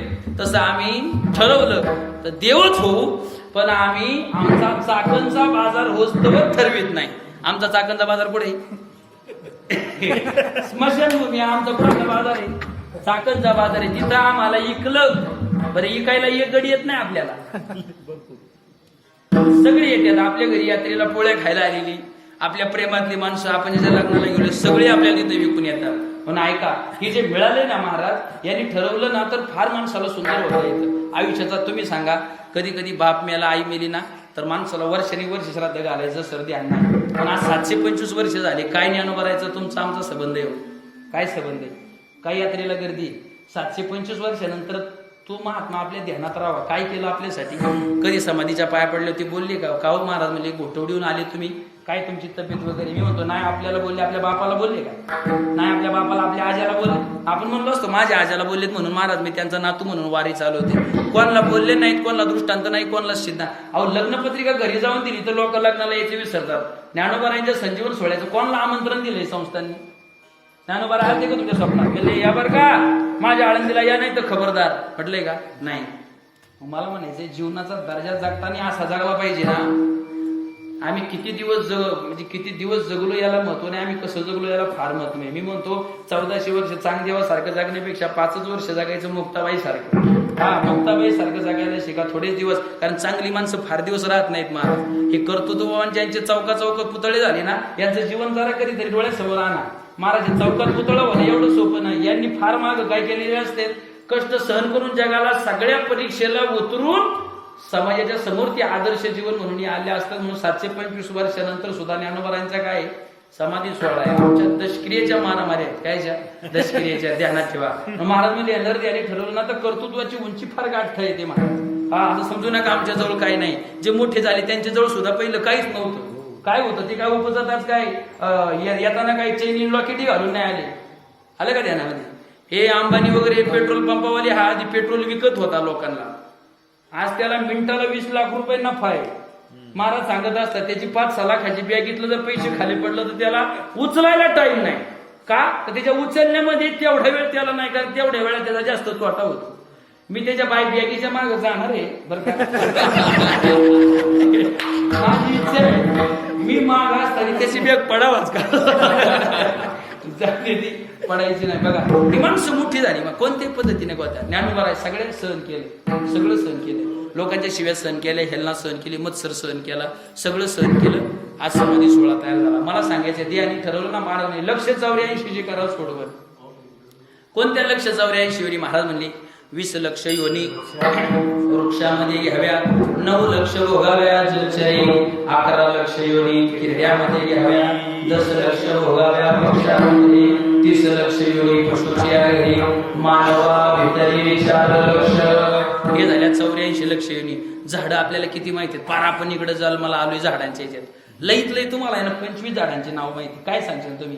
बाभळ, भेंडी, करवंद, जांभळ, आवळ, अजून काय? ह्याच्यापेक्षा काय? मला तर 10-12च्या पुढे आपला आकडाच जात आणि बाल किती कीर्तनात आठवलं तर पाठ करून आलं तर जात नाही. म्हणून लक्ष त्या झाडांच्या योनीत 20 लक्ष. नामदेवराय म्हणले एवढी झाडं फिरून यावी लागतात आपल्याला. बरं मनुष्य देह सोडला इतर जन्मात तुम्ही सांगा. आता थंडी येतो मी मफरल अंगावर गोंगडं घेऊन बसलेत. आता बैल जरी एखादा गोठ्याच्या बाहेर असेल त्याला कोण मफरल देईन? त्याला बसायला एखादी जागा आहे. ही कुत्री आपल्या दरवाजाच्या पुढे बसते. आपण ते कुत्र जर कधी आपल्या पाय पुसणीच्या पोत्यावर बसलं तर आपण दांडक्याने मारणारी माणसं आहेत. अशी क्वालिटी आहे आपली. पण आपण म्हणत नाही बा ते बसलंय मग ते थंडी आहे. मग आपण आपला एकच शब्द असतो, लोकांची अंगण नाहीत काय?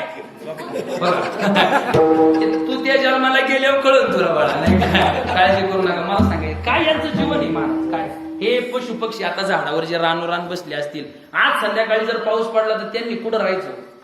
कुठं राहायचं तुम्ही मला सांगा? काय व्यवस्था आहे त्यांच्या जीवनाची? ह्या जीवनात तुम्हाला महाराज म्हणले ह्या जन्मात येऊन जर नाही सुधारले तर ह्या जन्मात फिरावं लागेल.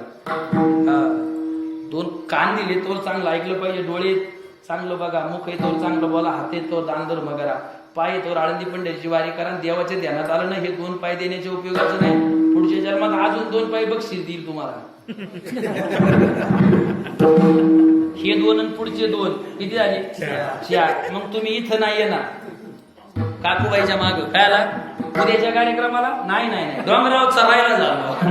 महाराज म्हटले नाही तरी काही थोडी श्वास वगैरे बापडी म्हणून नुसतं जीवन जगत जाऊ नका. ह्या सगळ्या गोष्टीचा तुम्ही विचार करत जा. मी बाबांना नेहमी सांगत असतो बघा हे खेडमध्ये आपल्याला ही डुकरं बिकरं दिसतात. महाराज कशी काय जीवन आहे यांचं सर बघा ना. यांना दिवाळी आहे का दसरा आहे ती म्हणजे का कधी या वाडा रोडला आहेत नाही त्याच्या पोलीस स्टेशनच्या मागे बघा 24 तास त्यांची तोंड आहेत महाराज त्या घाणीमध्ये. बघा त्यांच्या जीवनाकडे किती विचित्रता आहे. ते कधी म्हणले का बा दिवाळी 4-5 दिवस नाही जायचं आहे का? असं ध्यानामध्ये आहे का? ही तुकोबारायांच्या भाषेमध्ये नाही तरी काय थोडी श्वान सुकरे बापुडी ही झाली ती. त्याचा मी एक अर्थ काढलाय पटला तर बघा तुम्हाला. हे ना यांना जन्म दिला होता देवानी माणसाचा, पण तोंड माणसाचं देऊन यांनी कर्म माणसाची केली नाही. खाऊ नये ते खाल्लं, पिऊ नये ते पिलं, बोलू नये ते बोलले. देवाच्या ध्यानात आलं हे काय रामकृष्ण हरी म्हणत नाही. मग हे पोलीस स्टेशनच्या मागच आहे. मग जर तुम्हाला आता या जन्मात पोलीस स्टेशनच्या माग जायचं नसल मग तुम्ही म्हणा आम्ही पोलीस स्टेशनला जाऊ. पोलीस स्टेशन मध्ये जाऊ नका, पोलीस स्टेशनच्या पुढे जाऊ नका, मागे जाऊ नका. निघायचं तर तिकडे सिद्धेश्वराच्या मंदिराकडे निघा पुढं नाही का. माग जाऊ नका. मग ह्या जन्मात तर तुम्ही ह्या मुखाने चांगली कामं नाही केली, पुढच्या जन्मात डुक्कर होऊन यावं लागेल. काय व्हावं लागेल? डुक्कर. आणि डुक्कर झाल्यावरती महाराज 24 तास ते तोंड पुढे घाणीमध्ये. भागवतात असा एक प्रसंग आला. म्हणतात प्रल्हादाला नेण्यासाठी भगवान परमात्मा आले आणि आल्याच्या नंतर त्यांनी सांगितलं म्हणले चला आता तुम्हाला न्यायला मी विमान घेऊन आलो, बघा यांची जात कशी असते. ते म्हणले देवा मी एकटा येणार नाही, साधूचं हृदय ना. म्हणले मग बोल बा. एमटी विमान नेण्यापेक्षा देव साधूच ऐकतो ना. म्हणजे कोणला यायचंय? प्रल्हाद महाराज अख्ख्या गावात फिरत फिरत गेले. म्हणजे महाराज सगळ्या लोकांना विचारलं कोणी तयार नाही यायला, कोणी नाही येत महाराज. आणि कोणी तयार नसल्यामुळं मग शेवटी प्रल्हाद महाराज नाराज झाले. देव म्हणले नाराज होऊ नका, माणसं येत नाही जनावरांना विचारा. मग ते जनावरांना विचारायला गेले. बैल, घोडं, उंट, हत्ती काय होतं त्या सगळ्यांना त्यांनी सांगितलं आम्ही वैकुंठाला येऊ शकत नाही. प्रल्हाद महाराज परत नाराज झाले आणि परत नाराज होऊन देवापाशी आले. म्हणजे देवा कोणी येत नाही. भगवान म्हणजे आता शेवटचा उपाय, आपण जिथं उभे ती दूरवर एक गटार आहे, त्या गटारात एक डुक्कर आणि डुकरी नाही तिचे 17-18 पिल्लं आहेत. तेवढी जरी आली तरी आपलं नाही का. समम सर्वेषु भूतेषु तिष्ठन्तं परमेश्वरम. सर्वांच्या हृदय देशी मी अमुक आहे, मी आहे ना त्यांच्या हृदयामध्ये. ह्या वृत्तीनं आपण त्यांना नेऊ. मग प्रल्हाद महाराजांनी शेवटचा पर्याय म्हणून त्या डुकरीला सांगितलं म्हणजे वैकुंठाला यायचं का. आता त्यांना थोडंसं नवल वाटलं, ते लगबगा तिथं आले. आणि आल्याच्या नंतर डुक्कर जसं पायरी चढायला गेलं विमानाची बाबा डुकरीनं माग ओढलं. मी त्यांच्या सुद्धा तिचाच रुबाब आहे. ते म्हणले कळतं का कुटुंब प्रमुख तुम्ही असले तरी व्यवस्थापन समितीचे अध्यक्ष मी आहे. कोणी सांगितलं? डुकरीन बोलले. त्याचं काय चाललं? ते आपलं मागच सरलं. म्हणजे तुम्ही विचार केला का? विचार भविष्याचा विचार आहे का? पोरा बाळांच्या शाळेचा विचार आहे का? शिक्षणाचा विचार आहे का? बरं कायचा विचार नाही, खाया पियाचा तरी विचार केला का? ती डुकरीन काय म्हणली माहितीये का देवाला? म्हणले देवा तू म्हणतो वैकुंठात चल, हे प्रल्हाद महाराज तू या नादी लागले काय रे तुझ्या वैकुंठात आम्हाला काय खायला देणार? महाराज म्हणतात अमृताची कोठारी. तिथं काय तुम्हाला टेन्शन नाही म्हणजे अमृत बासुंदी दूध दही.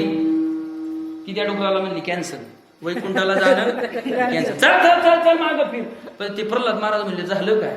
काय झालं? तुमची काय इच्छा आहे? ती म्हणली ए बाबा तुझ्या वैकुंठात जर हे इथलं गटार नेत असेल तर आम्ही वैकुंठाला यायला तयार आहे. देव म्हणला अशी क्वालिटी आपल्याकडे साधर नाही. मला सांगा अशा जन्माला जर तुम्ही प्राप्त झाले तर काय करा? म्हणून ह्या जन्मात आले ना असा अधिकार भगवान परमात्म्याने तुम्हाला देवची होईल म्हणत ते होती म्हणून काय करा? कशी काय सोडवणूक करू आम्ही? महाराज म्हणजे एक काम करा रे घाया शरण पांडुरंगा. तुम्ही काय करा पांडुरंगाला शरण जा. कारण त्याला शरण गेल्याशिवाय तुमच्या येरझारा चुकणं शक्य नाही. जो मज होय त्याचे निवारी बी जन्म मरण याला शरणागता शरण मेचे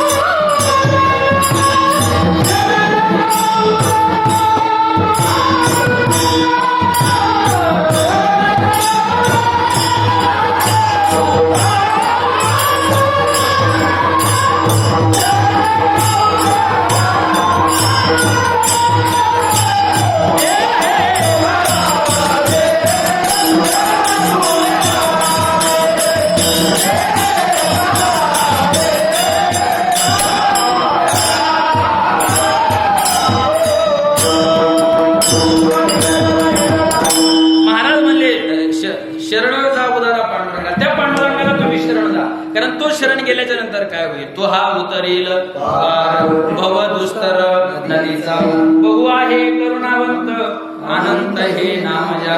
त्याच्या जवळ गेल्याच्या नंतर तो काही पाहणार नाही. महाराज खैर चंदन काष्टी हिवी वंचना तवची घटे जवळ घापती एक वाटे अग्नी माझी. जोपर्यंत देवाकडे जात नाही तोपर्यंत तुमची जात्यावर व्यवस्था आहे. पण देवाकडे गेल्याच्या नंतर तो काही पाहिजे करता कार्य करे तसा चिंता पहिल उभा राहता कटे फल ठेवणी त्याच्या पायी घाला मिठी मोलने घे जगजेठी भावा एकासाठी कारणावा हे आपल्या.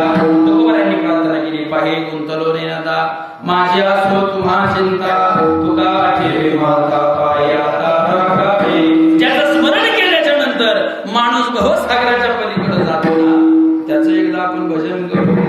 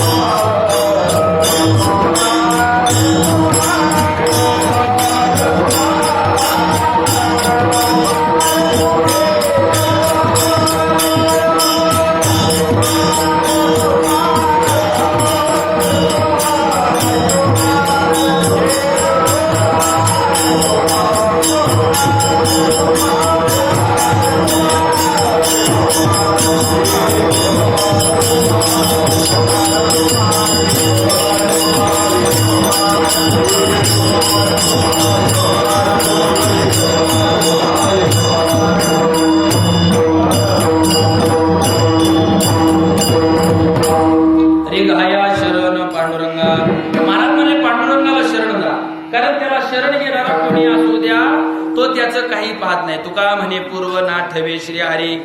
देव काही पाहत नाही. भक्तीचे नावे चतुष्पदादी आगवे वैकुंठीची राणीवे योग्य केले.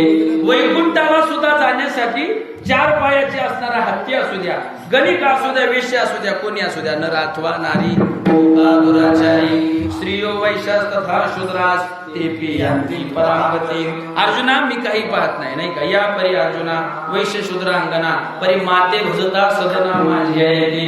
कोणी असू द्या, स्त्री असू द्या, वैश्य असू द्या, शूद्र असू द्या, माम ही पार्थव्यपाश्रित्य ये पी स्वीपापयो न यहा श्रियो वैश्य तथा शूद्रास ते पियांती परामगती. अर्जुना ते परामगतीला मी पोहोचवल्याशिवाय जात नाही. एवढी क्वालिटी जगाच्या पाठीवर कोणाची असेल तो पंढरीला उभा असणाऱ्या पांडुरंगाचे म्हणून शरणदा उदारा पांडुरंगा.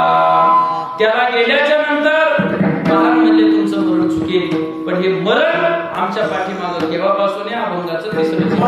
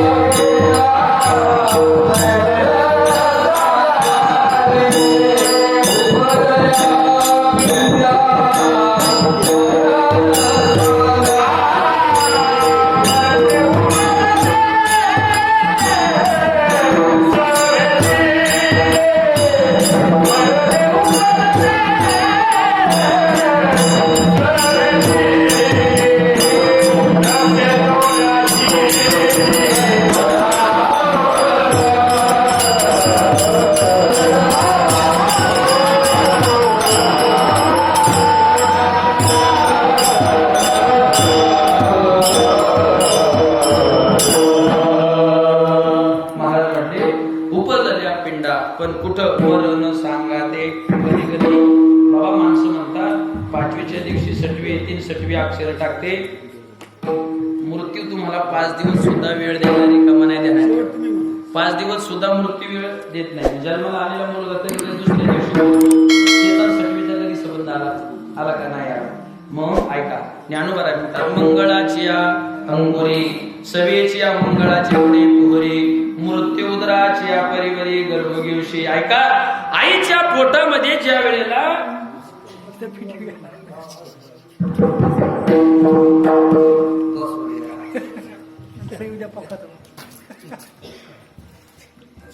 कोण नाही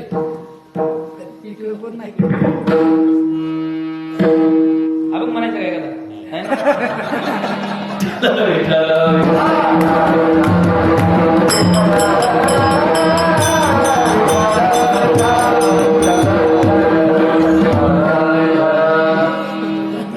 आईच्या गर्भामध्ये ज्या वेळेला एखादा गर्भ तयार होत असतो त्या गर्भाचा तो गोळाच असतो. ऐका 5 मिनिटं राहिली गडबड करू नका.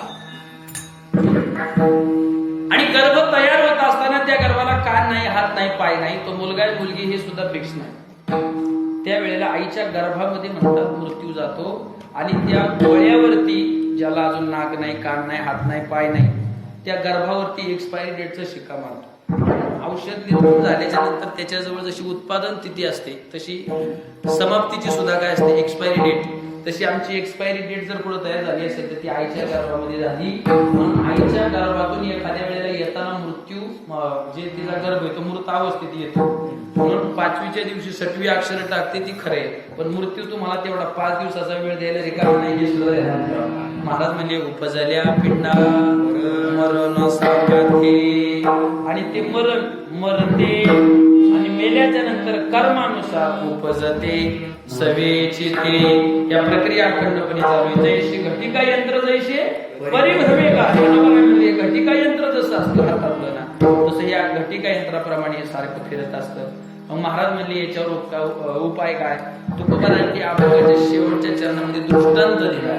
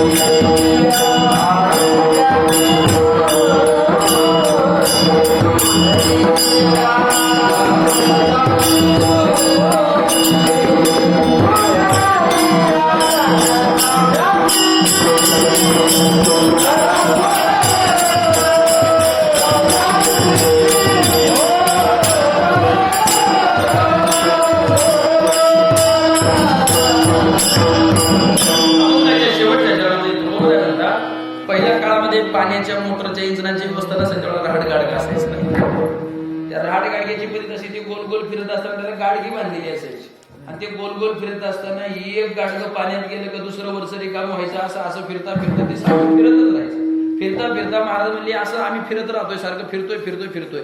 पण त्यातल्या गाडग्याला काय झालं, एखादा कशाच तरी धक्का लागला, जेव्हा ते गाडगं फुटल तेव्हा ते त्या राड गाडग्यातून काय होतं, मोकळं होतं. तसं हे आमचं सगळ्यांचं राड गाडगं असं फिरते. आणि या फिरत्यातलं जे गाडगं पांडुरंगाला शरण गेलं त्याचं जन्म मरण्याचं फेर काय झालं, गाडग्याची सुटी तलिया. जन्मात आल्याच्या नंतर पुनरुपी जननम पुनरुपी मरणम पुनरुपी जननी जठरे शयनम या संसारे हृदुसारे कृपया पारे बाहेर भज गोविंदम मूढमते. अरे बाबांनो, एकदा हे जर केलं तर मी सारखं तुम्हाला काय व्हावं लागेल, फिरावंच लागेल. हे असं फिरता फक्त मग तुम्ही काय केलं पाहिजे, शरण जाऊ जरा. त्या पांडुरंगाला शरण गेले या रहाड गाडग्यातून महाराज म्हणजे तो हा उतरेल पार भवदुस्तर नदीचा. पंचदशी मध्ये दृष्टांत आलाय, तेवढा सांगून मला थांबायचं. एक आंधळा होता एका नगरीमध्ये आणि ती नगरी फार मोठी होती सर, आणि त्याला असं गीट होतो, विस्तारानं सांगत नाही. आणि त्या आंधळ्या माणसाला कोण विचारतो, मला त्याला कोण जाणार. तो म्हणला मला या नगरीच्या बाहेर पडायचे, दुष्ट लोक इथं वातावरण दूषित आहे, मरल म्हणला तिकडे जाऊ. एक जण म्हण त्याला कोण आहे ते विचारलं, म्हणजे मला बाहेर नेऊन सोडते. ते गेट फार बाहेर होतं. त्याला एका माणसाने असं हाताला धरलं आणि त्या गावाच्या भोवताली जी भिंत असते ना त्या भिंतीला नेऊन त्याचा असा हात लावला. म्हणले ऐक, ह्या भिंतीला चाचपडत होता, भले 2 तास लागतील, पण अशी एक वेळ येईल की तिथं गेट येईल आणि तिथं भिंत संपेल, त्या भिंतीच्या तू बाहेर निघून जा. आता गावाच्या कडला उकिरडे असतात महाराज. लोकांनी आखी घाण टाकलेली, लोकांच्या शेणकाया, कोणी पाणी टाकलेलं, अख्ख्या घाण तुडवत ते आंधळ सकाळी 9ला निघालं. 12 वाजले आणि 1 वाजण्याच्या सुमारे त्या अख्ख्या गावाला येडा मारून मेन गेट जवळ आलं. आपा मेन गेट वरती ते आलं आणि मेन गेट वरती आलं, 1 इताचं अंतर राहिलं, त्याच्या हाताला खुरूच झालं. ते येतो भीतीचा हात काढला, बाबा खाजवलं. मग खाजवताना आंधळ्याने थांबावं का नाही, चालत राहील. आणि तेवढ्या खाजवायच्या याच्यामध्ये ते गेट काय झालं, निघून गेलं. आणि पुन्हा खाजून झालं, भीतीला हात लावला. म्हणलं अजून नाही संपली, नाही का. असं फिरता किती दिवस फिरेल. म्हणून पांडुरंगाची शरणागती हे आपल्या जीवनाचं सुटायचं गेट आहे. तिथं येऊन जर तुम्ही वासना खाजवीत बसली, काय म्हटलं मी, वासना खाजवीत बसली, कर्मात गुंतत बसली, मोहात गुंतत बसली, कोणाला तरी आठवीत बसली, काहीतरी माग बोललं तर मग निश्चितपणाने फिरावं लागेल. किती जन्म झाला गणित नाही पडिलो आवरणी मायातळी. किती वेळा जन्म यावे व्हावे भजित. म्हणून ह्या जन्माला आल्याच्या नंतर एकच करा तुका म्हणे माळ गुंतली रहाटे गाडग्याचे शोधे उतरया. लक्ष 84 करा सोडवं निघाया शरण पांडुरंग ज्ञानेश्वर.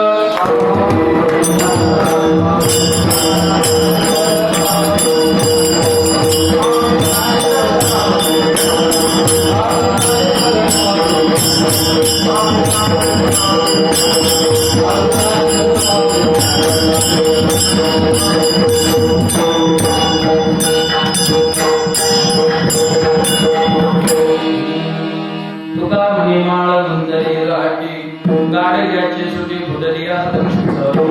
करा सोडवं निघाया शरण पांडुरंगा. येत्या एवढ्या शतकामध्ये अभंगाचा दाता बाबा तो तुम्हा सर्वांसमोर मांडण्याचा प्रयत्न केला. सगळी एवढी दिग्गज मंडळी ऐकायला असल्यामुळं अनेक कलाकार मंडळींचा काही तोटाच नाही, असं सत्यात कधी होत नाही. असं वातावरण तयार झालं, काही हरकत नाही. आज आपण ज्या बाबांच्या निमित्तानं जमलो, मी माझ्या वैयक्तिक कुटुंबाच्या वतीनं बाबांना आदरांजली श्रद्धांजली समर्पित करतो. 2 मिनिटं घेतो. ही आपली साजरं करण्याच्या पद्धती काय, सगळ्या लोकांच्या याच्यामध्ये पाश्चात्य संस्कृतीचा असा घोळ झालाय लोकांच्या डोक्यामध्ये. लोकांचं म्हणणं ह्या वेस्टेज टाइमपास करण्याच्या पद्धती, ह्या दशक्रिया, ही वर्ष श्राद्ध, त्यांच्यामध्ये वेळ वाया जातो. तर बाबांनो, प्रत्येक गोष्टीला काहीतरी शास्त्र असतं. आमच्या जन्माच्या आधीपासून शास्त्र आहे आणि आम्ही मेल्यानंतर सुद्धा काय शास्त्र आहे. ही कर्म आपण केली पाहिजे, कारण जीवनात काही माणसांचे आपल्यावर ऋण आहे. देवाचा ऋण असतो, ऋषीचा ऋण असतो, पितरांचे ऋण असतात आणि हे ऋण आपण फेडू शकत नाही समोर, पण प्रयत्न करणं आपलं काम आहे. पितृऋण असतं आपल्यावरती आणि ते पितृऋण आपण हे 10वा झालं वर्षांनी, अजून वर्षांनी येणारे जे वर्ष श्राद्ध आहे, आपण हे जे पितृपंधरवड्यामध्ये पितृपंधरवडे करतो, हे केलं पाहिजे. काय पाहिजे? सेपरेट असं एक पितृलोक आहे आणि त्याच्यातून त्यांचं काय होतं, ऋणातून आपण मुक्त होतो. हे कर्माचे जे 4 प्रकार, नित्य, नैमित्तिक, काम्य आणि निषिद्ध कर्मापैकी हे नैमित्तिक कर्म. बरोबर आहे ना बाबा? ज्ञानोबा आहे 18व्या अध्यायामध्ये वर्णन करताना म्हणले काय होईल? हा, सूर्यग्रहणे येऊनी कर्मती करती पार्वणी माता पिता मरणे अंकित जे दिवस, नाही का? हा, त्याला नित्य कर्म म्हटले. आपल्या आई वडिलांचे वर्ष श्राद्ध, त्यांच्या येणारा वर्षाने दिवस, हे ते आपल्या त्यांच्या ऋणातून उतराई होण्याचा प्रयत्न आहे.